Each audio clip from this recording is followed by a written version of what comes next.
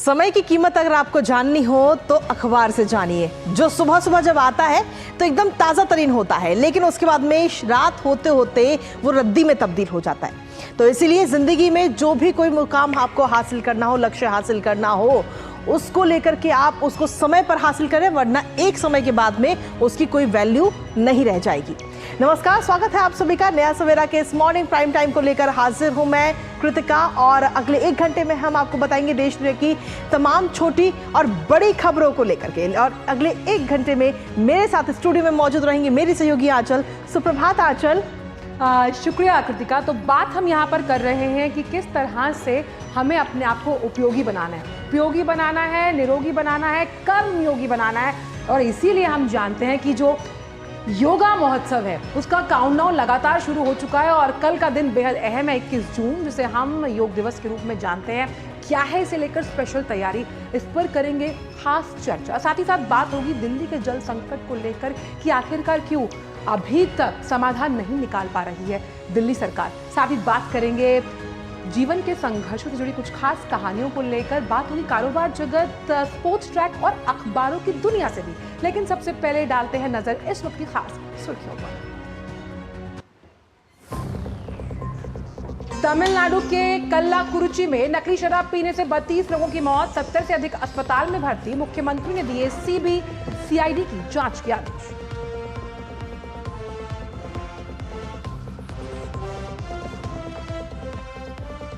Modi 3.0 cabinet की बैठक में खरीफ की 14 फसलों पर एमएसपी बढ़ाने का फैसला। महाराष्ट्र में बंदरगाह, सभी राज्यों और केंद्र शासित प्रदेशों में फोरेंसिक लैब बनाने को मंजूरी। प्रधानमंत्री आज जम्मू कश्मीर का करेंगे दौरा, अनेक विकास परियोजनाओं का करेंगे उद्घाटन और शिलान्यास। स्वागत की जोरदार तैयारियां।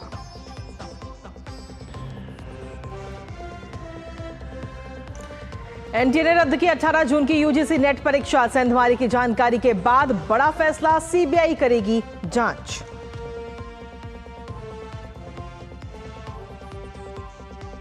पहाड़ से मैदान तक बदला मौसम का मिजाज, तेज हवाओं के साथ हल्की बारिश ने दी भीषण गर्मी से मामूली राहत। हीट स्ट्रोक को लेकर स्वास्थ्य मंत्रालय ने राज्यों को जारी की एडवाइजरी।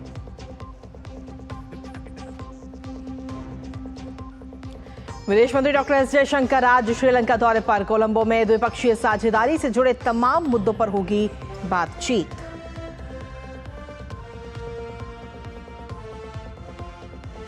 और टी20 विश्व कप के सुपर 8 मुकाबले में दक्षिण अफ्रीका ने मेजबान अमेरिका को दी मात। आज भारत, अफगानिस्तान और वेस्ट इंडीज, इंग्लैंड में होनी है आपस में भिड़ंत।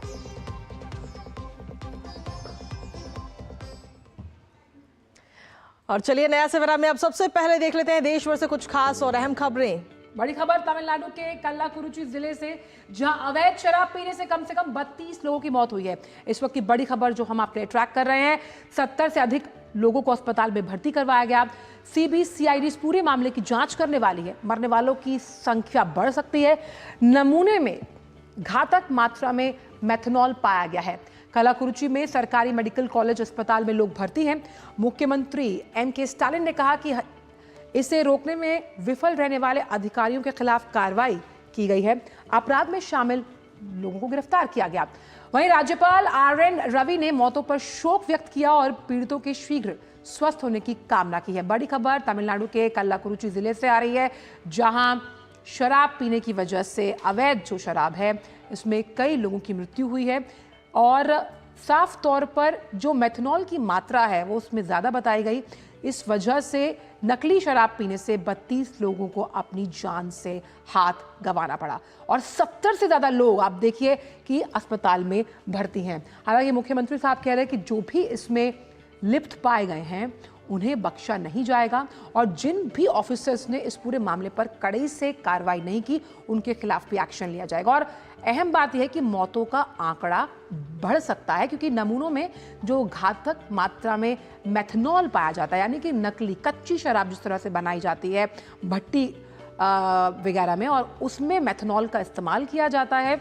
उसकी मात्रा ऊपर नीचे होने से और मेथनॉल मिश्रित शराब अपने आप में नकली होती है, उस लिहाज से सबसे अहम बात यहाँ पर कि लोगों को अपनी जान से हाथ गंवाना पड़ा और घटना रोकने वाले अधिकारियों पर भी एक्शन।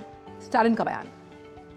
तो बिल्कुल 70 से ज्यादा लोग अभी फिलहाल अस्पताल में भर्ती हैं और कई लोगों की मौत भी हो चुकी है। लेकिन फिलहाल अगर देखा जाए तो अब इस पूरे जो घटनाक्रम सामने आया है, इसमें अब ये देखना होगा कि जो अपराधी हैं उनको कब तक गिरफ्तार किया जाता है।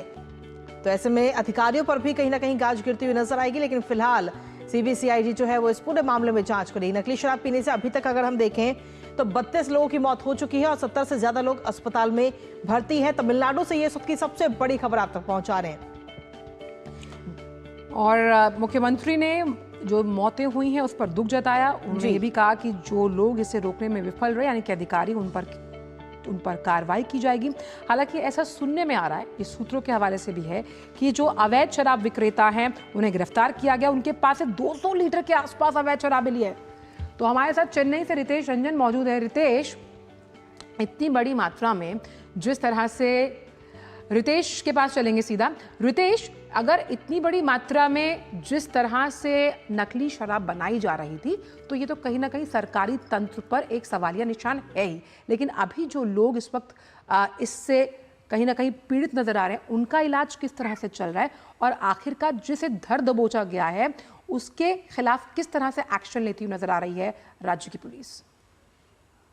देखिए, जिन लोगों को अभी अस्पतालों में भर्ती कराया गया वो पास के पुदुचेरी और सेलम इलाके जो हैं, तिरुवन्नामलई, वहां पे उनको अस्पतालों में भर्ती कराया गया है, जिनकी हालत अभी भी खराब बताई जा रही है।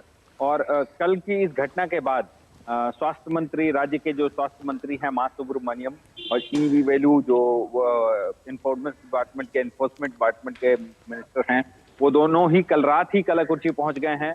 और जो इस घटना के बाद जो तबादला हुआ है, डिस्ट्रिक्ट कलेक्टर का तबादला हुआ है, एसपी का तबादला हो गया, और नए डिस्ट्रिक्ट कलेक्टर प्रशांत हैं, एमएस प्रशांत, जिन्होंने ज्वाइन किया और कार्यभार संभालने के तुरंत बाद ही उन्होंने सारे उन अस्पतालों का दौरा किया जहां पे इन ऐसे पीड़ित लोगों को भर्ती कराया गया था, जहां उनका इलाज चल रहा था। तो राज्य सरकार की सारी व्यवस्था इस स्थिति को दुरुस्त करने में लगी हुई है कि इन लोगों का इलाज सुचारू रूप से चले और इन्हें कोई किसी प्रकार की समस्या नहीं आए। रही बात, जहां तक आप कह रहे हैं कि 200 लीटर की शराब जो जब्त हुई है, मैं इसमें एक और अपडेटेड जानकारी देना चाहूंगा कि 2 और लोग कल रात तक एक ही व्यक्ति को गिरफ्तार किया गया था, जो जिसपे आरोप है कि वो इलाके में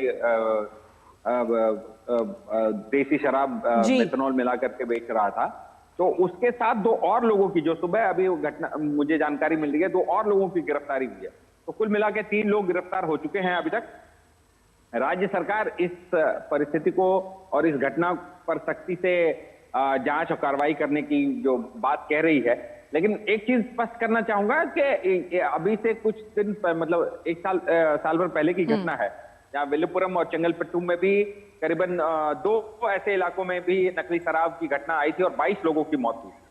तो उसके बाद ये इस साल में, और ये एक बड़ा ब्लैक मार्क कहा जा सकता है डीएमके गवर्नमेंट पर, क्योंकि हाल ही के लोकसभा चुनाव में जहां 40 के 40 तमिलनाडु और पुदुचेरी की 40 की 40 सीट पर क्लीन स्वीप करने के बाद, जहां लोगों का भरोसा है डीएमके गवर्नमेंट पर, और ऐसी घटना का सामने आना एक सवालिया निशान खड़ा करता है डीएमके गवर्नमेंट पर कि वो इन परिस्थितियों को लेकर के कितनी सजग है और कितनी सख्त है ऐसे घटनाओं को लेकर के कार्रवाई। क्योंकि पिछले साल भी ऐसी घटना हुई जी, और फिर से दोबारा ये घटना हुई है। बिल्कुल, तो ये जो है दिखाता है कि सरकार कितनी इसको लेकर के गंभीर है। और रही बात, जब ये घटना होती है तो राजनीति शुरू होनी जाहिर सी बात है, क्योंकि अभी हाल ही में जब 40 सीट जीत जाती है तो उधर से अपोजिशन पार्टी जो है एआईडीएमके, उनके जनरल सेक्रेटरी जो है एडपाडी पलनीस्वामी ने भी कुठाराघात किया है मुख्यमंत्री एमके स्टालिन पर।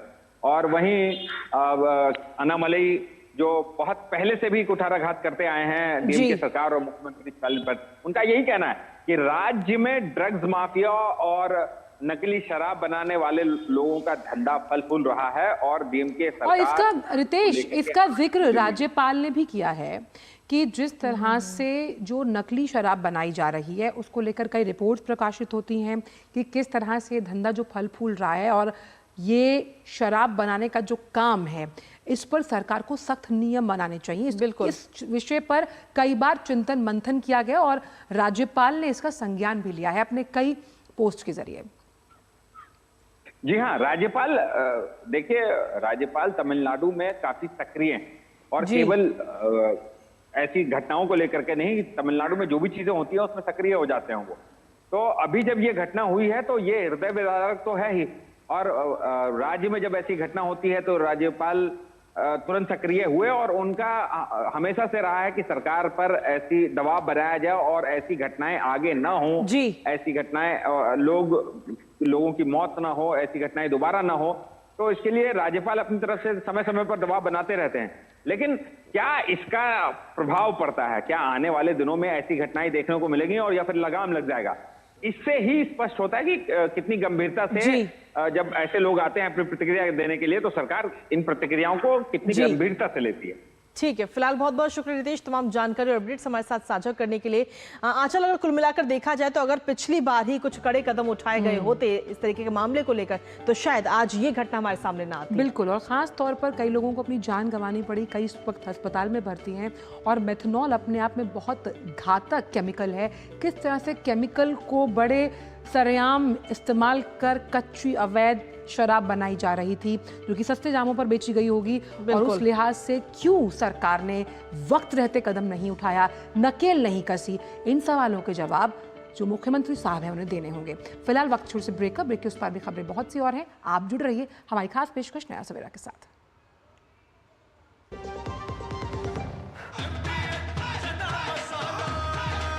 अब छोलिया हो या लोबिया, सफेद चने या काले चने, सब कुछ मजेदार बने। Curiosity can take you to some out of the world places. Took me to the moon today. Curious about this place? Scan this QR code before I take it off with my Seat tires. Seat, crafted for the curious.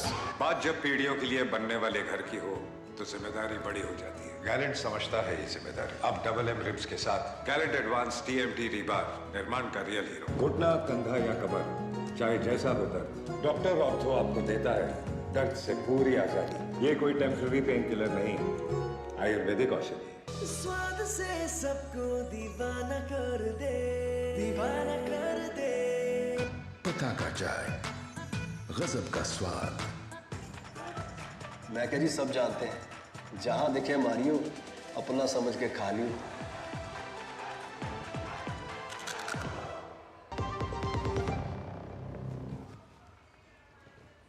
और break के बाद एक बार फिर से स्वागत है आप सभी का। खबरों में बढ़ेंगे आगे, जहां आपको बता दें कि मोदी 3.0 कैबिनेट की बैठक में कई अहम और बड़े फैसले लिए गए हैं। दरअसल किसानों के हित में 2024-25 के लिए 14 खरीफ फसलों की MSP को बढ़ाने की मंजूरी दे दी गई है। केंद्रीय मंत्री अश्विनी वैष्णव ने इन तमाम फैसलों की जानकारी देते हुए बताया कि धान की MSP को 117 रुपए बढ़ा करके 2300 रुपए प्रति क्विंटल कर दिया गया है।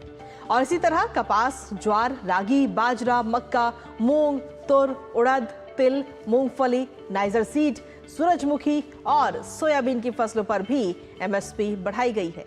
इसके अलावा महाराष्ट्र में एक बड़ा बंदरगाह बनाने की मंजूरी दी गई है। साथ ही सभी 28 राज्यों और केंद्र शासित प्रदेशों में नेशनल फोरेंसिक साइंसेज यूनिवर्सिटी के ऑफ कैंपस लैब बनाए जाएंगे। वाराणसी के लाल बहादुर शास्त्री इंटरनेशनल एयरपोर्ट का विस्तार किया जाएगा। तो कल ये बैठक हुई और बैठक के बाद में तमाम अहम और बड़े फैसले लिए गए हैं कैबिनेट की इस बैठक में। खरीफ सीजन के लिए 14 क्रॉप्स पे मिनिमम सपोर्ट प्राइस आज कैबिनेट ने अप्रूव किया है।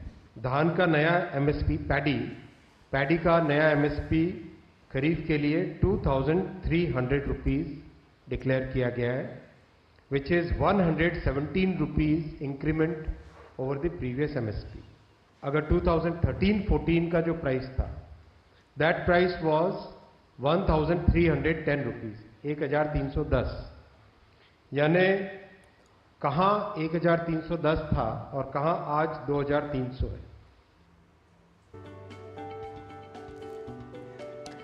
रुक करते हैं कुछ अन्य खबरों का। प्रधानमंत्री आज जम्मू कश्मीर के दौरे पर रहने वाले हैं। उनके स्वागत की यहाँ जोरदार तैयारियां की गई हैं। प्रधानमंत्री आज केंद्र शासित प्रदेश को विकास से जुड़ी कई परियोजनाओं की सौगात देंगे और इसके अलावा अंतर्राष्ट्रीय योग दिवस का मुख्य समारोह 21 जून को श्रीनगर में ही आयोजित किया जाएगा। आइए देखते हैं उससे जुड़ी यह खास रिपोर्ट। श्रीनगर के शेर कश्मीर अंतर्राष्ट्रीय सम्मेलन केंद्र में होगा अंतर्राष्ट्रीय योग दिवस का मुख्य समारोह। कभी आतंक का गढ़ रही कश्मीर की धरती से पूरी दुनिया को योग के जरिए शांति का संदेश दिया जाएगा। प्रधानमंत्री नरेंद्र मोदी आज और कल जम्मू कश्मीर के दौरे पर रहेंगे। प्रधानमंत्री मोदी आज शाम श्रीनगर में शेर कश्मीर इंटरनेशनल कॉन्फ्रेंस सेंटर में युवाओं को सशक्त बनाना, जम्मू कश्मीर को बदलना कार्यक्रम में भाग लेंगे। प्रधानमंत्री जम्मू कश्मीर में कई विकास परियोजनाओं का उद्घाटन और शिलान्यास भी करेंगे। वह कृषि और संबद्ध क्षेत्रों में प्रतिस्पर्धात्मक सुधार परियोजनाओं का भी शुभारंभ करेंगे। वहीं 21 जून की सुबह प्रधानमंत्री श्रीनगर में शेर कश्मीर इंटरनेशनल कॉन्फ्रेंस सेंटर में 10वें अंतर्राष्ट्रीय योग दिवस कार्यक्रम में भाग लेंगे। प्रधानमंत्री इस अवसर पर उपस्थित लोगों को संबोधित करेंगे और उसके बाद योग सत्र में भाग लेंगे। इस कार्यक्रम में कई खिलाड़ियों सहित हजारों लोगों के भाग लेने की उम्मीद है। इस विशाल अंतर्राष्ट्रीय आयोजन के लिए जम्मू कश्मीर में तैयारियां लगभग पूरी हो गई हैं।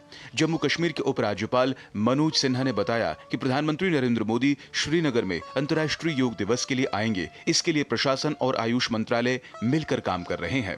आदरणीय नरेंद्र मोदी जी अंतर्राष्ट्रीय योग दिवस के अवसर पर श्रीनगर आ रहे हैं। प्रशासन ने और आयुष मंत्रालय ने मिलकर के उसकी तैयारियां अच्छे ढंग से कर ली हैं। मुख्य कार्यक्रम डल लेक के किनारे SKICC के पास होगा। सभी जो 20 जिला केंद्र हैं वहाँ भी अच्छी संख्या में योग प्रेमी इकट्ठे होंगे और जो प्रोटोकॉल आयुष मंत्रालय ने बनाया है उस हिसाब से योग किया जाएगा। मेरा अनुमान है कि SKICC में जो मुख्य कार्यक्रम है वहाँ 7000 के आसपास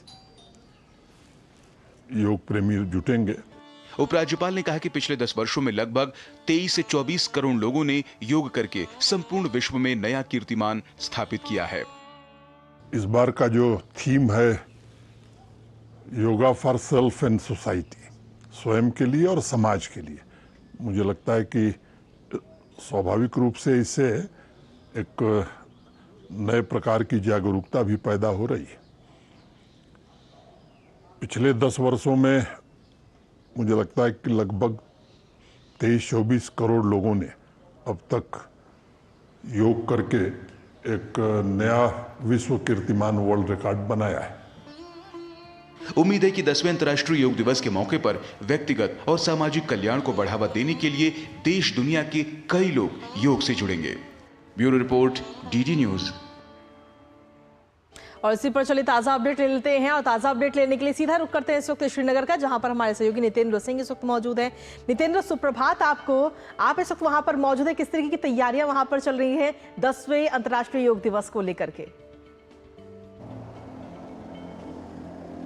देखिए, शेर कश्मीर इंटरनेशनल कॉन्फ्रेंस कॉम्प्लेक्स है, इसके ठीक सामने मैं खड़ा हूं और यहीं पर अंतर्राष्ट्रीय योग दिवस का मुख्य कार्यक्रम होगा जहां प्रधानमंत्री हिस्सा लेंगे। साथ ही साथ आज शाम में प्रधानमंत्री यहां पर एक विशेष कार्यक्रम में भी शिरकत करेंगे जहां पर वो युवाओं से संवाद करेंगे, जो जम्मू कश्मीर के जो युवा हैं जिन्होंने अपने क्षेत्रों में खास उपलब्धि हासिल की है, उनसे भी संवाद करेंगे। इसको लेकर के ज़बरदस्त यहाँ पर तैयारी है और बहुत ही पारंपरिक तरीके से प्रधानमंत्री का स्वागत किया जाएगा, क्योंकि 2 दिन का दौरा है उनका और जो ट्रेडिशन है कश्मीर का उसकी झलक देखने को मिलेगी जब प्रधानमंत्री आएंगे, चाहे वो वाद्य यंत्र हो या फिर जो पारंपरिक वेशभूषा में जो युवतियां हैं वो प्रधानमंत्री का स्वागत करेंगे। इसके अलावा योग दिवस के लिए काफ़ी व्यापक तैयारी की गई है। डल लेक के ठीक किनारे ही ओपन में ही वो योग सत्र होगा जहां 7000 से ज़्यादा जो योग प्रेमी हैं वो हिस्सा लेंगे और पूरी दुनिया में एक योग का जो निरोग संतुलन और जो शांति का संदेश है योग का, वो पूरी दुनिया देखेगी। तो बहुत ज़बरदस्त यहाँ पर तैयारी है योग दिवस को लेकर के। बिल्कुल, और योग कैसे आपको निरोगी और कर्मयोगी और कर्तव्यनिष्ठ योगी बनाता है, हम सभी जानते हैं कि अपनी मानसिक एकाग्रता और शारीरिक सबलता के लिए बेहद ज़रूरी है। बहुत बहुत शुक्रिया नितेंद्र इन तमाम जानकारियों को हमसे साझा करने के लिए। तो प्रधानमंत्री का काफ़ी अहम कार्यक्रम आज भी है और कल तो योग दिवस है ही, इस लिहाज से बेहद अहम रहने वाले हैं ये 2 दिन। बिल्कुल, और इसी के साथ में अब अगली खबर का भी रुख कर लेते हैं जो कि बेहद जरूरी है। दरअसल नीट परीक्षा से जुड़ी तमाम याचिकाओं पर आज सुप्रीम कोर्ट में सुनवाई होनी है। एनटीए ने अलग अलग उच्च न्यायालयों में लंबित केस को सुप्रीम कोर्ट में ट्रांसफर करने के लिए अर्जी दाखिल की है। तो वहीं 8 अन्य याचिकाओं में नीट परीक्षा में विभिन्न गड़बड़ियों का हवाला देते हुए परीक्षा को रद्द किए जाने और सीबीआई या कोर्ट की निगरानी में एक्सपर्ट कमेटी की जांच की मांग की गई है। कोर्ट में पहले से दायर हुई सभी याचिकाओं पर कोर्ट 8 जुलाई को सुनवाई करेगा।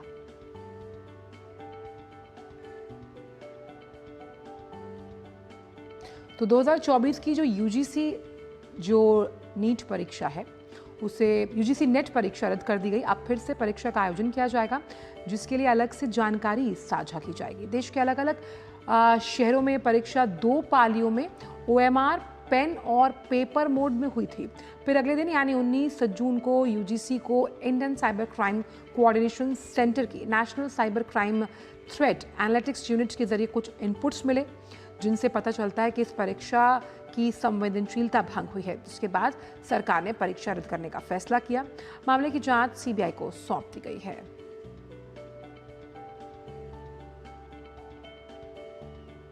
और इसी पर ताज़ा अपडेट लेते हैं। हमारे साथ में हमारे सहयोगी निशांत सौरभ इस वक्त जुड़ रहे हैं। निशांत, फिलहाल क्या कुछ ताज़ा अपडेट है आपके पास में?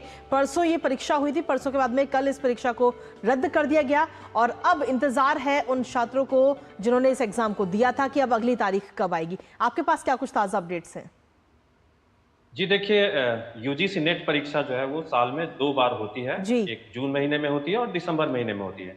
और ये काफ़ी महत्वपूर्ण परीक्षा है क्योंकि इसी के माध्यम से जो विश्वविद्यालयों में, कॉलेजों में असिस्टेंट प्रोफेसर की योग्यता लोग हासिल करते हैं। उसके अलावा JRF यानी जूनियर रिसर्च फेलोशिप भी इस एग्ज़ाम के तहत दिया जाता है। और इस बार यूजीसी ने निर्णय लिया था कि PhD में एडमिशन जो होते हैं वो भी यूजीसी नेट परीक्षा के माध्यम से ही होंगे। तो ये काफ़ी महत्वपूर्ण परीक्षा है। 18 जून को यानी परसों ये परीक्षा हुई थी और इसमें देश के जो 317 शहरों में करीब 1205 परीक्षा केंद्रों पर यह परीक्षा आयोजित की गई थी और जिसके लिए करीब 11,25,000 अभ्यर्थियों ने आवेदन किया था और उसमें से 81% यानी 9 लाख से अधिक अभ्यर्थी इसमें शामिल भी हुए थे। तो 18 जून को ये परीक्षा होती है। उसके बाद 19 जून को यूजीसी को ये जानकारी मिलती है, ये इनपुट्स मिलते हैं Indian cyber crime coordination centre यानी I4C जो कि मिनिस्ट्री ऑफ होम अफेयर्स के अंतर्गत आता है। उसके माध्यम से ये इनपुट्स मिले कि परीक्षा में कुछ गड़बड़ियां हुई हैं और परीक्षा की जो शुचिता भंग हुई है। तो इसी के मद्देनजर शिक्षा मंत्रालय ने तत्काल ये निर्णय लिया कि इस परीक्षा को रद्द कर दिया जाए और कुछ दिनों के बाद और उसकी तारीख फिर तय की जाएगी। अगले कुछ दिनों में ये हमें बताया जाएगा कि किस दिन यूजीसी नेट की परीक्षा दोबारा आयोजित होगी। तो इसको शिक्षा मंत्रालय ने तत्काल ये निर्णय लिया कि परीक्षा को रद्द कर दिया जाए और साथ ही ये भी निर्णय लिया गया कि सीबीआई इस पूरे मामले की जांच करेगी कि ये किस लेवल पर, किस स्तर पर इस परीक्षा में गड़बड़ी हुई है, धांधली हुई है और कौन-कौन से लोग इसमें इन्वॉल्व हैं, वो शामिल है। सीबीआई इसकी पूरी जांच करेगी और निश्चित तौर पर इस शिक्षा मंत्रालय ने कहा है कि किसी भी परीक्षा, चाहे वो यूजीसी नेट परीक्षा है, चाहे वो नीट की परीक्षा है, किसी भी परीक्षा की शुचिता को भंग नहीं होने दिया जाएगा और पूरी पारदर्शिता के साथ जांच की जाएगी। किसी भी छात्र के करियर के साथ किसी भी प्रकार का कोई खिलवाड़ नहीं किया जाएगा और ऐसे में जो भी उचित निर्णय होगा वो जांच के बाद लिया जाएगा और जो भी दोषी होंगे उनको उनके खिलाफ सख्त कार्रवाई की जाएगी और उन्हें बख्शा नहीं जाएगा। तो अब इंतजार है छात्रों को कि कब नई तारीख की घोषणा होती है। बिल्कुल, क्योंकि ये छात्रों के मुस्तकबिल का सवाल है और इस लिहाज से नीट को नीट रहना चाहिए और यूजीसी नेट की जो परीक्षा रद्द की गई है, जो सेंधमारी की गई है, उस पर अब जो जांच बैठेगी तो कई ऐसी बातें जो साफ सामने निकल कर आएंगी। बहुत बहुत शुक्रिया निशांत इन तमाम जानकारियों को हमसे साझा करने के लिए। और बिल्कुल नया सवेरा में जो खबरों का सिलसिला है वो यूं ही लगातार जारी है क्योंकि रुकेंगे एक छोटे से ब्रेक लिए और ब्रेक के उस पर आपको दिखाएंगे दिल्ली में लगातार बढ़ रहे जल संकट को लेकर। लेकिन फिलहाल आंचल रुकेंगे एक छोटे से ब्रेक के लिए। जीरा से प्याज बुझाएं, डाइजेशन के लिए मस्त, शरीर में नमक पानी का बैलेंस बनाए।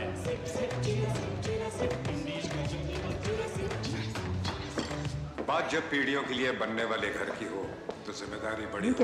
गैलेंट समझता है ये जिम्मेदारी। अब डबल एम रिब्स के साथ गैलेंट एडवांस TMT रीबार, निर्माण का real hero. Curiosity can take you to some out of the world places.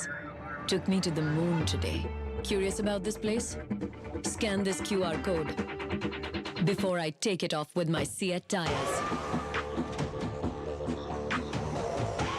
Seat, crafted for the curious. Here, gravity and physics don't call for shots, and sound travels slower than you. This is a different kind of place. That's why we're looking for different kind of people, for whom excellence is not a job, but a way of being, be it in the sky or on the ground. We are looking for an invincible team of invincible people. People who are a cut above. Join the Indian Air Force to be a cut above.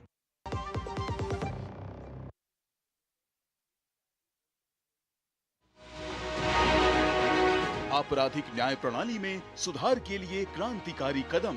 1 जुलाई से लागू हो रहे हैं 3 नए आपराधिक कानून। औपनिवेशक काल के काले कानूनों से देश को मिलेगी मुक्ति। IPC, CRPC और साक्ष्य अधिनियम की जगह लागू होंगे नए कानून। क्या है इन कानूनों में नए प्रावधान? कैसे होगी इनसे जनता के हितों की रक्षा? देखिए DD न्यूज का विशेष कार्यक्रम नए भारत के नए कानून, हर शनिवार और रविवार रात 9 बजे सिर्फ DD न्यूज पर।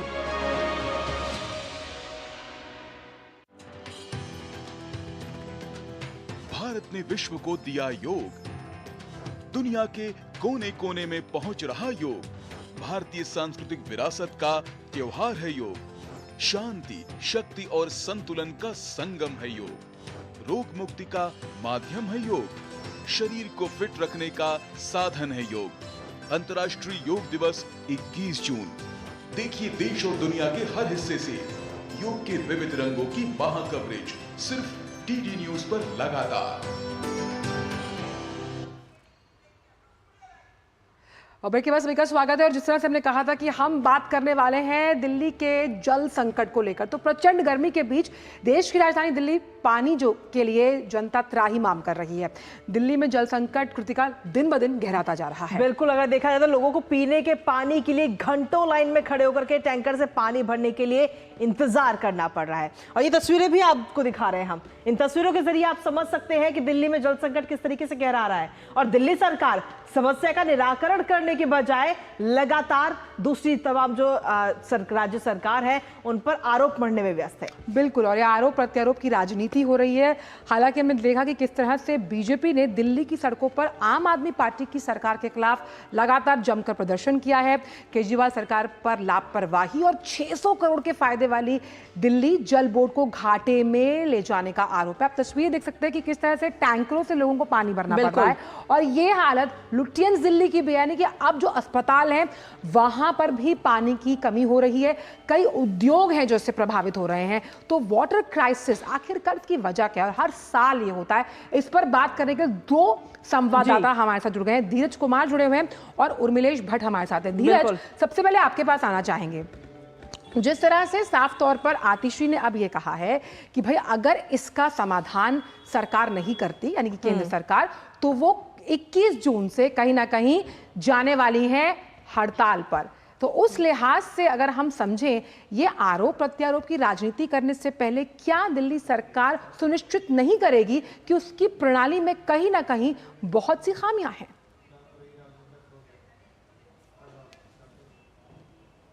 बिल्कुल आपने सही कहा है। आतिशी जी को ये जरूर बताना चाहिए कि दिल्ली में 10 साल से आम आदमी पार्टी की सरकार है और 10 सालों में पानी की संकट को दूर करने के लिए, पानी की समस्या को दूर करने के लिए दिल्ली सरकार की तरफ से कितने ठोस कदम उठाए गए हैं। उनको ये जरूर बताना चाहिए कि दिल्ली में जो जलाशय हैं, जलाशय की स्थिति क्या है। और जिस तरीके से दिल्ली में जो लगभग 1041 जलाशयों की खोज हुई थी और उसमें 232 जलाशय के नाम अगर गायब हो रहे हैं, तो इसके पीछे की सच्चाई क्या है।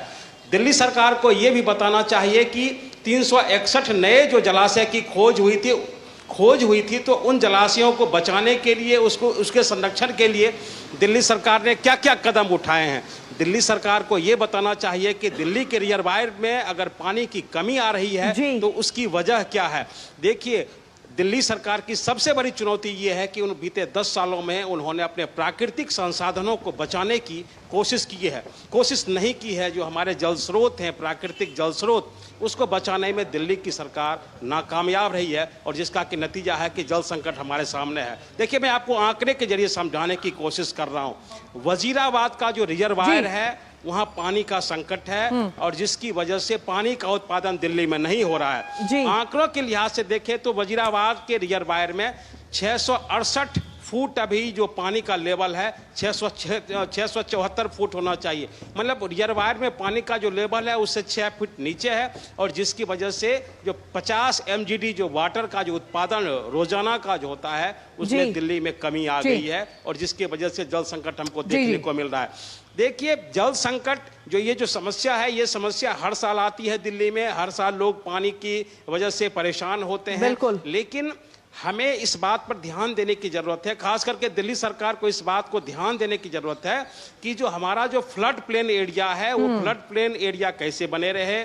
हमारे जो दिल्ली के बारे में लोग कहा जाता है कि यहाँ 360 गांव थे और हर गांव में एक तालाब हुआ करता था, कुएं हुआ करते थे, तो उन कुओं का क्या हुआ, उन तालाबों का क्या हुआ। दिल्ली सरकार को ये जरूर बताना चाहिए कि जो 32 जो आपके जलाशय जो गायब होने की स्थिति में है या उस पर कंक्रीट या भवन का निर्माण हो गया है, तो आपने पानी को बचाने के लिए बीते 10 सालों में क्या क्या काम किया है ये बताना ज्यादा जरूरी है। जो आरोप और प्रत्यारोप है, आरोप और प्रत्यारोप लगाना बहुत आसान काम है, लेकिन जल संरक्षण के लिए उचित कदम उठाना बड़ा ही मुश्किल काम है। आपको ये जरूर देखना चाहिए कि आपने बीते 10 सालों में पानी को बचाने के लिए, जल स्रोत को बचाने के लिए कितने काम किए हैं, तो इस पे ध्यान देना ज्यादा जरूरी है। जी बिल्कुल धीरज, आपके पास वापस आएंगे। इस वक्त उर्मिलेश भी हमारे साथ बने हुए हैं। उर्मिलेश, अगर देखा जाए तो 2047 का लक्ष्य हम रख के चल रहे हैं कि 2047 तक हमारा जो देश होगा वो विकसित राष्ट्र बन जाएगा, लेकिन अगर देश की राजधानी दिल्ली के अगर ये हालात है तो कैसे हम उम्मीद करें, क्योंकि दिल्ली सरकार पिछले कई सालों में और हर साल ये समस्या आती है, फिर उसके बाद में अभी बाढ़ की समस्या आ जाएगी, लेकिन हर बार आरोप जो है वो पड़ोसी राज्यों की सरकारों पर मढ़ा जाता है। जी आंचल, कीर्तिका अगर बात की जाए तो आरोप और प्रत्यारोप तो अपनी जगह पे हैं, लेकिन सबसे जो इस समय का सबसे बड़ा पक्ष है वो है पानी की समस्या। और जब दिल्ली के अधिकांश क्षेत्रों में ये पानी की समस्या है और जहां तक हमें बताया गया, हम लोग इस समय साउथ दिल्ली में और यहाँ पे हमें बताया गया है कि घर का एक सदस्य जो है इंतजार करता है कि कब टैंकर आएगा, कब वो पानी भरेंगे। लिहाजा कभी रात में आता है, कभी दिन में आता है, कभी सुबह आता है, कभी शाम आता है, कभी आता ही नहीं है।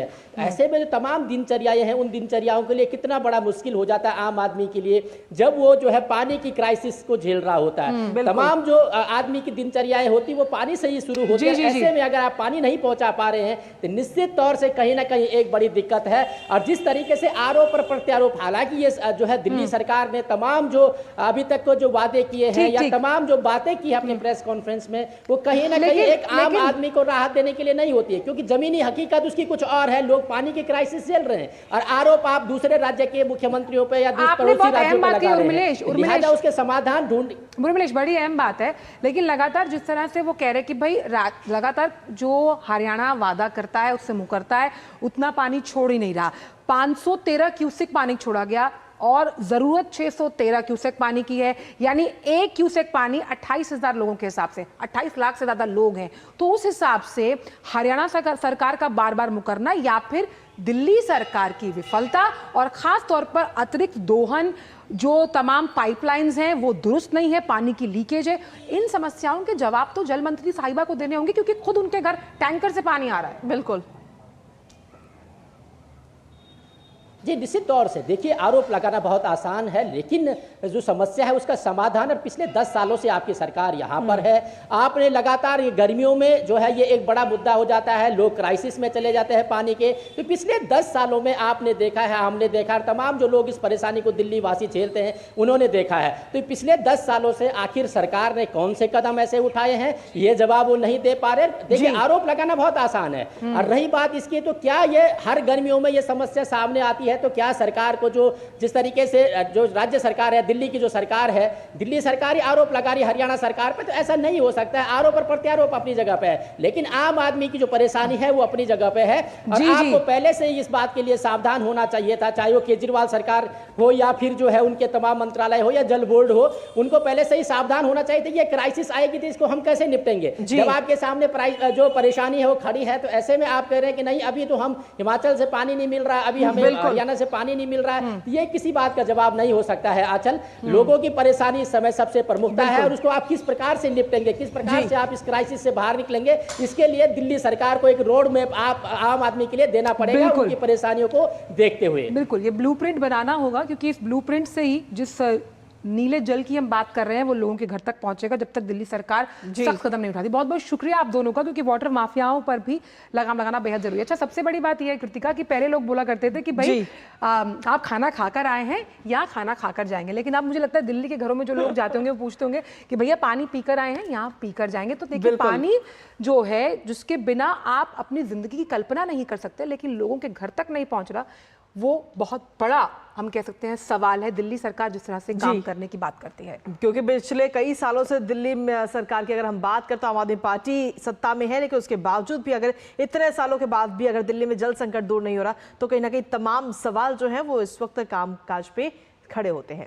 खबरों का सिलसिला लगातार जारी नया सवेरा में, लेकिन इसी बीच वक्त एक और छोटे से ब्रेक का हो गया है। आप बने रहिए हमारे साथ और देखते रहिए डीडी न्यूज। लाल रंग इसका अपार, तीखा कम है फिर भी स्वाद, बेमिसाल बेमिसाल MDH Kashmiri. MDH Kashmiri. MDH। Curiosity can take you to some out of the world places. Took me to the moon today. Curious about this place? Scan this QR code before I take it off with my Seat tires. Seat, crafted for the curious. घुटना, कंधा या कमर, चाहे जैसा हो दर्द, doctor ortho आपको देता है दर्द से पूरी आजादी। ये कोई टेम्पररी पेन किलर नहीं, आयुर्वेदिक औषधि है। सिकल सेल एनीमिया एक तरह की बीमारी है या आनुवांशिक बीमारी है, यानी माता पिता से उनके बच्चों में आती है। इससे रक्त कोशिका का आकार गोल न होकर हंसिया जैसा हो जाता है, साथ ही उसका लचीलापन खत्म हो जाता है, जिससे नसों में खून बहने से परेशानी होती है और शरीर में तेज दर्द होता है। खून की तुरंत जांच करवाएं और डॉक्टर द्वारा दी गई सलाह एवं दवा का सेवन करें। साथ ही ज्यादा से ज्यादा पानी पिए और स्वच्छता का ध्यान रखें। यदि सिकल सेल से पीड़ित युवक और युवती आपस में शादी करते हैं तो उनकी संतान में यह बीमारी होने का खतरा बहुत अधिक रहता है। इसलिए शादी से पहले लड़का और लड़की के खून की जांच जरूर करवाएं, ताकि इस बीमारी को आने वाली पीढ़ी में फैलने से रोका जा सके। आइए सिकल सेल एनीमिया बीमारी को जानें और इसे रोकें।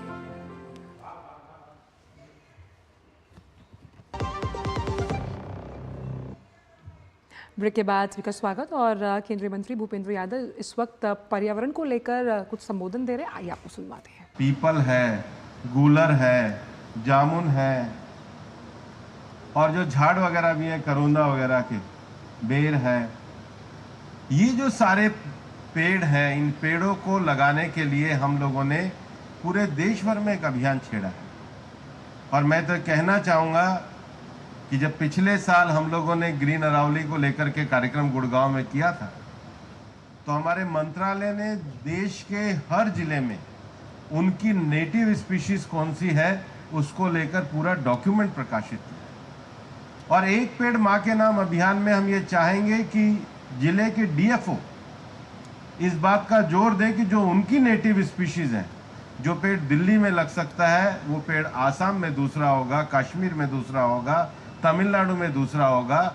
हम उसी प्रकार से बीजों का वितरण करें कि नेटिव स्पीशीज पे हम ज़्यादा जोर दें। प्रकृति का कोई पेड़ ऐसा नहीं है, कोई पौधा ऐसा नहीं है जो मनुष्य के काम ना आता, लेकिन मनुष्य की कोई ऐसी आदत नहीं है जो पेड़ के काम आती है। कितना बड़ा प्रकृति का देने का भाव हमको है। प्रकृति फूल, फल, वृक्ष ये सब हमको देती है। और प्रकृति का अर्थ हम ये मान करके अगर बैठ जाएं कि ये धरती केवल मनुष्य के लिए है, तो आप ये मान करके चलो कि इस धरती पर केवल आदमी हो, कोई पेड़ पौधा पशु पक्षी मछली पानी में कुछ ना हो, तो ये धरती कितनी सूनी लगेगी। हम भूल जाते हैं कि हमारा जो सह अस्तित्व है वो सह अस्तित्व सबके लिए है। जो अभी हमारे पहले किसने कहा था, सर्वे भवन्तु सुखिनः, सर्वे का अर्थ सब है। सब का अर्थ है कि मनुष्य से लेकर प्रकृति और प्रकृति के साथ पशु पक्षी सबका अस्तित्व आवश्यक है, और उसके लिए पेड़ का होना, हरी भरी दिल्ली का होना आवश्यक है। हम बहुत सारी योजनाएं बनाते हैं दिल्ली में रहने वाले, एलजी साहब 2 करोड़ 3 करोड़ कितनी जनसंख्या के लिए, 4 करोड़, लेकिन कभी हमें योजना बनाने की जरूरत नहीं पड़ती पक्षियों की, इनकी। प्रकृति के दिए हुए वातावरण में सब लोग सुरक्षित रह सकते हैं, लेकिन क्या मनुष्य होने के नाते हम उस बैलेंस को बना पा रहे हैं? हम अपने हिस्से का तो ले ही रहे हैं, जिनके हिस्से का ले रहे हैं, क्या हम उसको वापस लौटा पा रहे हैं? हम अपनी जनरेशन के लिए बायोलॉजिकल चीज़ों का उपयोग कर रहे हैं, पेड़ों का उपयोग कर रहे हैं, हम आने वाली पीढ़ियों को प्रकृति का ये उपहार दे करके जा रहे हैं। अगर ये नहीं दे करके जा रहे हैं तो हमारी पीढ़ी को इस बात की बहुत बड़ी आवश्यकता है कि हम आने वाली पीढ़ियों के लिए भी हरी भरी धरती दे करके जाएं। और जब ये कार्यक्रम शुरू हुआ था तो मैंने विभाग के लोगों से कहा था कि पेड़ अपनी माँ के नाम का अर्थ है, या तो परिवार में अपनी माँ है उनको, अगर नहीं है तो उनके स्मृति चित्र के साथ। और आज ये कोई एक दिन का चलने वाला अभियान नहीं है, इस अभियान को हम जन आंदोलन बनाना चाहते हैं। एलजी साहब से मेरी बात हो रही थी, मैंने एलजी साहब को कहा कि कई आरडब्ल्यूएस की हम मीटिंग बुला करके उनके साथ इस अभियान को करेंगे, अनेक विद्यालयों के प्रिंसिपल्स को बुला करके उनके साथ करेंगे। और भारत में तो कोई महीना ऐसा नहीं जाता है जब प्रकृति से जुड़ा हुआ कोई विषय ना हो। 3-4 दिन पहले हम लोगों ने गंगा दशहरा मनाया। गंगा जैसी नदी के पुनर्जीवन के लिए भारत के जीवन में गंगा दशहरा जैसा कार्यक्रम है। वट सावित्री में वट वृक्ष की पूजा की जाती है। हमारे झारखंड में अभी पूरा त्यौहार आने वाला है, हमारे जनजाति समाज के लिए पूरे हरे वृक्ष की पत्ती को लेकर के पूजा करने का है। हरियाली तीज का कार्यक्रम आने वाला है। जो परंपराएं हमारी संस्कृति में जो, और सुबह तो सब लोग तुलसी की पूजा करने का तो विधान ही है, पीपल की पूजा करने का विधान ही है। इसका अर्थ है कि हमारे जो जीवन पद्धति थी उसमें कहीं ना कहीं प्रकृति और पेड़ों के साथ जुड़ाव था। हम जरूर आज इस शहरी वातावरण में कहीं ना कहीं कंक्रीट के जंगल में कैद हो गए हैं, लेकिन उससे मुक्ति का एक तरीका ये भी है कि अपने नज़दीक के मैदान में जाएं, एक पेड़ लगाएं अपनी माँ के नाम पे, उसको सहज रूप से विकसित करें ताकि कंक्रीट के जंगल को भी हरा भरा बना करके दिल्ली में स्वच्छ सांस सबके लिए उपलब्ध कराएं। और मैं ये कहता हूँ कि हमारे यहाँ पे हम जब 9th क्लास में पढ़ते हैं तो हम कहते हैं कि सिविक्स पढ़ते हैं, सोशल साइंस पढ़ते हैं। एनवायरमेंटल साइंस के साथ एनवायरमेंटल सेंस को पढ़ना भी जरूरी है। ये एनवायरमेंटल कॉन्शियसनेस सेंस हमारे जीवन में आना चाहिए, और इसलिए इस अभियान को हम केवल यहाँ पे समाप्त ना करें। तो मैंने ये कहा था कि अगर अभी कईयों को लगता है कि आप अपनी माता जी को इस कार्यक्रम में कैसे लेके आए, तो मैंने कहा कि आप एक काम करो, अपने बच्चों को ले आना कि वो अपनी मम्मी के नाम पे पेड़ लगा जाएंगे। तो इस वक्त पूरा कार्यक्रम पौधारोपण कार्यक्रम ये चल रहा था, जहां से आपको केंद्रीय मंत्री भूपेंद्र यादव को आप सुन रहे थे, जिन्होंने सीधे तौर पर अपील की कि अपने आसपास के क्षेत्र में एक पेड़ जरूर लगाएं, एक पेड़ मां के नाम के जरिए पर्यावरण में सहयोग करें। बिल्कुल, और पेड़ से हम बहुत कुछ लेते हैं, लेकिन जब हमारी लौटाने की बारी आती है तो पीछे हाथ खींचते हैं। हाथ पीछे नहीं खींचना, पौधारोपण के जरिए यही संदेश देते हुए। और अब बात करते हैं मौसम के मिजाज को लेकर। तो पहाड़ से मैदान तक मौसम बदल रहा है और भीषण गर्मी से राहत भरी खबर यही है, क्योंकि दिल्ली कश्मीर की गुरेज घाटी में बेमौसम बर्फबारी ने पर्यटकों को चौंका दिया। वहीं दिल्ली एनसीआर में बीती रात तेज हवाओं से लोगों को थोड़ी राहत मिली, क्योंकि वो ठंडी थी। और दिल्ली समेत समेत आसपास के क्षेत्रों में मौसम में थोड़ा सा बदलाव देखने को मिला, जिससे मौसम खुशनुमा बन गया। मौसम विभाग ने अगले 3-4 दिनों तक राजधानी दिल्ली और एनसीआर में बादल लगे रहने के साथ हल्की बारिश होने की उम्मीद जताई। उत्तर भारत में गर्मी का स्तर रेड जोन से नीचे ऑरेंज जोन की सीमा में आ गया। हालांकि पंजाब, दिल्ली के कई हिस्सों में, हरियाणा, चंडीगढ़, उत्तरी राजस्थान के कुछ हिस्सों और उत्तर प्रदेश के अलग अलग इलाकों में अधिकतम तापमान अभी सामान्य से थोड़ा ज्यादा 43 से 45 डिग्री के बीच दर्ज किया गया है।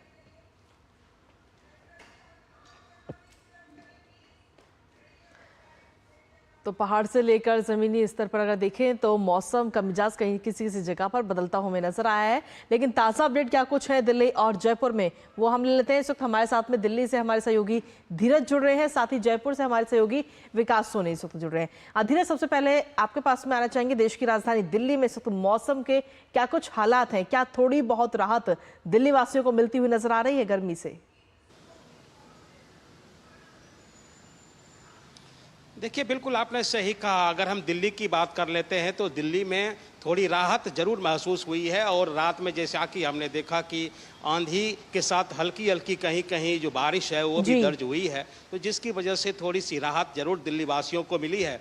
और जैसा कि हम लोग जानते हैं, दिल्ली के बारे में ऐसा कहा जाता है कि दिल्ली का ना अपना कोई मौसम है, ना दिल्ली के पास अपना कोई पानी है, और ना ही दिल्ली के पास जो दिल्ली जो है वो बाकी राज्यों से प्रभावित होती है। और जिस प्रकार से जो मौसम विभाग के अनुसार, या जैसा कि हम लोगों ने ये जाना कि हिमाचल प्रदेश और उत्तराखंड के कुछ इलाकों में जो बारिश दर्ज हुई है बीते शाम में, बीते रात में, तो उसका असर दिल्ली पर भी दिखाई दे रहा है। और जैसा कि अभी जो मौसम विभाग ने जानकारी दी है उसके मुताबिक दिल्ली में भी जो थोड़ी आंधी के साथ जो बादल छाए रहने की संभावना है।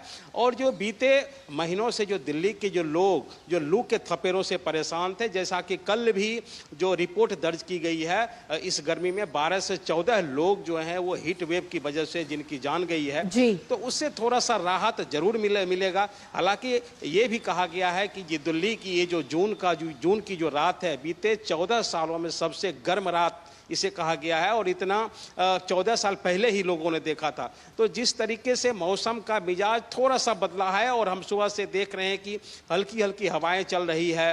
हालांकि मौसम विभाग ये कह रहा है कि 20 से 30 किलोमीटर प्रति घंटे की या उससे अधिक प्रति घंटे की चाल से जो तेज हवाएं अभी चलेगी, और पूरे दिन बादल छाए रहेंगे। और हो सकता है कि दिल्ली में कहीं ना कहीं थोड़ी बारिश हो, ताकि लोगों का जो गर्मी की जो तपिश है उससे थोड़ी सी राहत उन्हें जरूर मिले। चलिए, तो पिंक सिटी का रुख करते हैं। जयपुर का विकास हमारे साथ मौजूद है। विकास, खास तौर पर हमने देखा था कि अभी कुछ समय पहले बहुत बुरा हाल था जयपुर का। अभी क्योंकि जो बेमौसम बर्फबारी हुई है उससे थोड़ी राहत मिलती हुई जयपुर में क्या हाल है? जी सुप्रभात, नमस्कार। प्रदेश में गर्मी का सितम एक बार फिर से जारी है। वो फिर से इसलिए जारी है क्योंकि पिछली सप्ताह प्री मानसून एक्टिव हुआ था, उसकी वजह से राज्य में बारिश हुई थी, जिससे तापमान में जो बढ़ोतरी लगातार जारी थी, उस तापमान में जो बढ़ोतरी का क्रम है वो कहीं ना कहीं घटा, और जो टेम्परेचर है वो 42-44 डिग्री तक पहुंच गया था। लेकिन फिलहाल पिछले 2-3 दिन की बात करी जाए तो राजस्थान के 4 से अधिक शहरों का तापमान फिर से 44 डिग्री को पार कर चुका है। मौसम विभाग ने अगले 1-2 दिन तक हीट वेव का अलर्ट जारी किया है। लेकिन इसी बीच राहत की बात यह है कि राजस्थान में 2 दिन बाद में, करीबन 48 घंटे के बाद में प्री मानसून के फिर से एक्टिव होने की संभावना मौसम विभाग ने जाहिर की है, जिससे जो 3 संभाग है, जयपुर, भरतपुर, कोटा के जो 15 शहर है, उनमें बारिश होने की संभावना जताई जा रही है, जिससे प्रदेशवासियों को कहीं न कहीं इस बढ़े हुए तापमान से कहीं न कहीं निजात मिलेगी। तो मौसम विभाग ने फिर से प्री मानसून के एक्टिव होने की संभावना जताई गई है।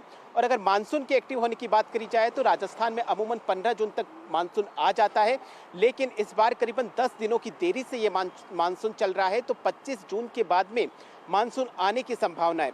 इस बार गर्मी बढ़ने का राजस्थान में एक सबसे बड़ा कारण ये भी है कि जो प्री मानसून है वो पूरी तरीके से कमजोर रहा। 2023 की तुलना में 2024 की बात करी जाए तो 74% जो बारिश है वो राजस्थान में कम दर्ज की। चलिए, तो उम्मीद करते हैं कि आने वाला समय राहत का इंतजार है। बिल्कुल, आने वाला समय उत्तर भारत के लिए बहुत सी बारिश लेकर आए। इसी उम्मीद के साथ आप दोनों का ही बहुत बहुत शुक्रिया मौसम के मिजाज पर जानकारी देने के लिए। और बिल्कुल खबरों में आगे बढ़ेंगे, लेकिन उससे पहले वक्त एक और छोटे से ब्रेक का। आप बने रहिए हमारे साथ, क्योंकि ब्रेक के उस पर हम आपको बताएंगे अखबारों की सुर्खियां।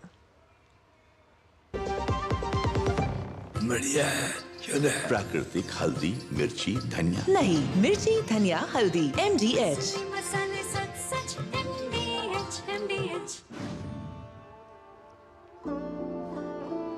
सोना सिर्फ गहना नहीं होता, कभी परंपराओं का प्रतीक, कभी पुश्तैनी पहचान, तो कभी प्यारी सी याद होती है।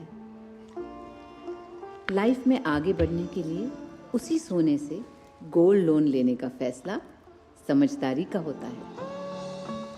मुथूट फाइनेंस ये बात समझते हैं, इसीलिए वो ईमानदारी, सच्चाई और आपके विश्वास को सबसे बढ़कर मानते हैं। दूसरा कोई करे या ना करे, मुथूट फाइनेंस ने सदियों से इस भरोसे को कायम रखा है और हमेशा रखेंगे। मुथूट फाइनेंस, सदियों का भरोसा हमेशा के लिए। इंडिया का number 1 most trusted financial services brand.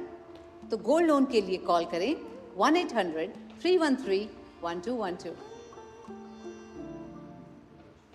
Curiosity can take you to some out of the world places. Took me to the moon today. Curious about this place? Scan this QR code before I take it off with my Seat tires. Seat, crafted for the curious. बात जब पीढ़ियों के लिए बनने वाले घर की हो तो जिम्मेदारी बड़ी हो जाती है। गैलेंट समझता है ये जिम्मेदारी। अब डबल एम रिब्स के साथ गैलेंट एडवांस TMT रीबार, निर्माण का रियल हीरो। ब्रेक के बाद सभी का स्वागत और अब बारी हमारे खास सेगमेंट अखबारों की सुर्खियों की।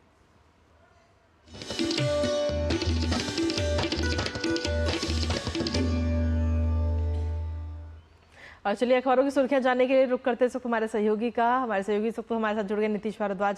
नीतीश, आज अगर अखबारों की हम बात करें तो क्या कुछ अहम सुर्खियां हैं जिन्हें मुख्य पेजों पर जगह दी गई है? सुप्रभात कृतिका और आंचल। सबसे पहले हम बात करेंगे पंजाब केसरी अखबार की और किसानों को मोदी सरकार का बड़ा तोहफा, ये लिखा है इन्होंने। और बता दें कि मोदी सरकार की 3.0 एक ये जब से सरकार बनी है तब एक नई कैबिनेट यहाँ पर मंत्रणा हुई है और मंत्रणा में कहा गया है कि प्रधानमंत्री मोदी की अध्यक्षता में 14 ऐसी फसलें हैं जो ग्रीष्मकालीन ऐसी फसलें हैं जिन पर MSP यानी न्यूनतम समर्थन मूल्य को बढ़ाया गया है। साथ ही लिखते हैं कि 2024 और 25 वर्ष के लिए खरीफ फसलों में MSP की बढ़ोतरी की गई है और उत्पादकों को उनकी उपज की सही मूल्य उनको दिलाने के लिए एक ये लाभकारी निर्णय यहाँ पर लिया गया है। और अश्विनी वैष्णव जो कि मंत्री हैं उन्होंने ये सूचना दी है। सरकार ने इस निर्णय में कहा है कि धान की जो MSP है, जो समर्थन मूल्य है, उसमें पिछले वर्ष की तुलना में 117 रुपये अधिक किए गए हैं। और तूर दाल की बात करें तो MSP 7550 रुपये प्रति क्विंटल होगा, जो पिछले वर्ष की तुलना में 550 अधिक है। अगली खबर की तरफ रुख करते हैं तो हीट वेव, गर्मी का कहर जारी है पूरे विश्व में। और हिंदुस्तान लिखते हैं कि दिल्ली से सऊदी तक त्राही त्राही है गर्मी के कारण। भीषण गर्मी के कारण अस्पतालों में मरीजों की संख्या भी बढ़ती जा रही है और मक्का में भी कई लोगों की मौत हो चुकी है। बता दें कि 600 हज यात्रियों की मौत अभी हुई है, जिसमें 68 यात्री जो है भारतीय भी हैं। लिखते हैं कि दिल्ली से लेकर सऊदी अरब तक भीषण गर्मी की मार जारी है। बीते कुछ दिनों से दिल्ली NCR में अस्पतालों की भी संख्या बढ़ी है और जितने भी दिल्ली में बड़े बड़े अस्पताल हैं निरंतर उनमें मरीजों की संख्या बढ़ती जा रही है। और JP नड्डा जो हमारे स्वास्थ्य मंत्री हैं, उन्होंने केंद्र सरकार के अस्पतालों की तैयारियों की भी समीक्षा की है इस बीच। और उन्होंने कहा है कि प्रभावित लोगों को बेहतर देखभाल प्रदान करने के लिए सभी अस्पताल अब तैयार रहें। अगली खबर की ओर रुख करते हैं। यूनिसेफ के साथ साझेदारी में अमेरिका की स्वतंत्र अनुसंधान संस्थान है हेल्थ इफेक्ट्स इंस्टीट्यूट, जिन्होंने कहा है कि वर्ष 2021 में वायु प्रदूषण के कारण पूरे विश्व में 81 लोगों की मौत हुई है, जिसमें 21 लाख भारतीय लोग शामिल हैं।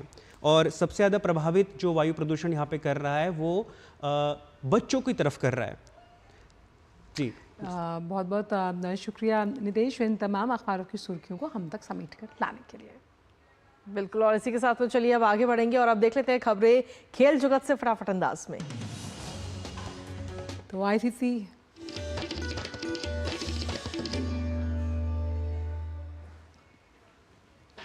बात आईसीसी T20 विश्व कप की, जो आज भारतीय क्रिकेट टीम सुपर 8 के अपने पहले मुकाबले में अफगानिस्तान के खिलाफ खेलने वाली है। ग्रुप मैच में टीम इंडिया का प्रदर्शन शानदार रहा। T20 क्रिकेट में अफगानिस्तान कभी भी टीम इंडिया को हरा नहीं सकी। और इसी खबर पर हमारे साथ जुड़ रहे हैं हमारे संवाददाता तापस भट्टाचार्य। तापस, ये मुकाबला बारबाडोस में खेला जाएगा और इस मैदान की पिच के बारे में आप क्या कहना चाहेंगे? जी तापस, क्या कहना चाहेंगे पिच के बारे में बारबाडोस की?